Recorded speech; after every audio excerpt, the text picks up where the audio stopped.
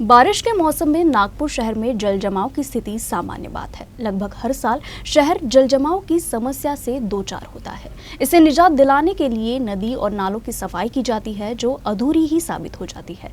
इस बार भी महानगर पालिका ने नदी नालों की सफाई की है। उम्मीद की जानी चाहिए कि शहर पूर्व की तरह के हालातों का सामना नहीं करेगा। वैसे इस वर्ष नदी नालों की सफाई का जो काम हो चुका है वह अधूरा ही दिखाई दे रहा है। कुछ दिनों बाद बारिश का मौसम शुरू होने जा रहा है। नागपुर में बारिश के मौसम में सामान्यतः जल जमाव की जो स्थिति है वो बेहद गंभीर बन जाती है।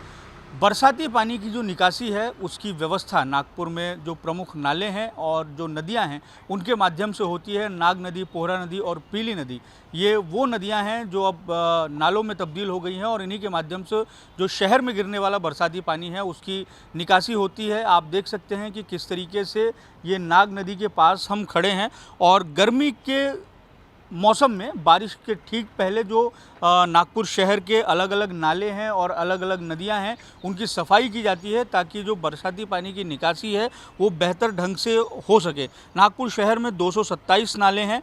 इनमें से 115 नालों की जो साफ़ सफाई है वो पूरी कर ली गई है, ऐसा दावा नागपुर महानगर पालिका का है। और जो अन्य जो काम हैं वो शुरू हैं, ऐसी जानकारी जो है वो नागपुर महानगर पालिका द्वारा दी गई है। तो जो तीन प्रमुख तौर से नाले हैं जो बरसाती पानी की निकासी की व्यवस्था जिन नालों के माध्यम से नागपुर में होती है उनमें साफ़ सफाई का जो दावा है वो नागपुर महानगर पालिका के द्वारा किया गया है। नागपुर महानगर पालिका हर साल लगभग बारिश के ठीक पहले इसी तरीके से जो नालों का गहरीकरण है वो करती है और जो कचरा उसमें जमा होता है वो कर रही है। अभी आप देख सकते हैं कि पानी का बहाव बेहद सामान्य है, लेकिन बारिश के दिनों में ये जो नाले हैं या जो ये नदियां हैं इनमें जो जल स्तर है वो काफ़ी बढ़ जाता है और बीते कुछ सालों में जल जमाव इन नालों में बढ़ने की वजह से कई हादसे भी नागपुर शहर ने देखा है। लेकिन जो स्थिति हम दिखा रहे हैं हमारे दर्शकों को, इस वक्त जो हम नाग नदी पर खड़े हैं और ये सीताबर्डी में जो संगम है वहाँ पर हम खड़े हैं, लेकिन किस तरीके से हम देख सकते हैं कि जो कचरा है वो अब भी नदी में मौजूद है। प्लास्टिक, पन्नियाँ और अलग अलग तरह का जो कूड़ा है, यही जो है ये पानी के बहाव को, यही जो कचरा है वो रोकता है। संभव है कि कुछ दिनों पहले इस जगह की सफाई हुई हो, इस नाले की सफाई हुई हो, नाले में इस जगह की, लेकिन वो फिर से इस तरीके की ही स्थिति हो गई है।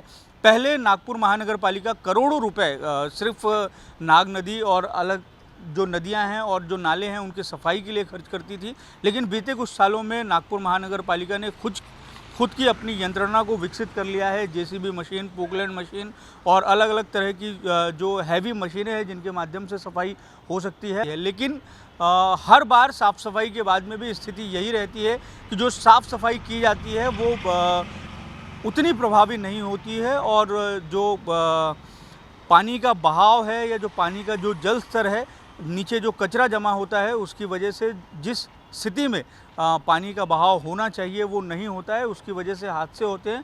जब भी नागपुर में तेज़ बारिश हो जाती है तो कुछ घंटों के लिए एक तरीके से शहर के कुछ इलाके जो हैं वो थम जाते हैं। उसकी प्रमुख वजह यही है कि जो बरसाती पानी की निकासी है बेहतर ढंग से नहीं हो पाती है, इसीलिए इन नालों की सफाई की जाती है। हालांकि नाग नदी के पुनरुत्थान का जो एक प्रोजेक्ट है वो भी शुरू किया जाने वाला है महानगर पालिका और केंद्र सरकार और राज्य सरकार के माध्यम से।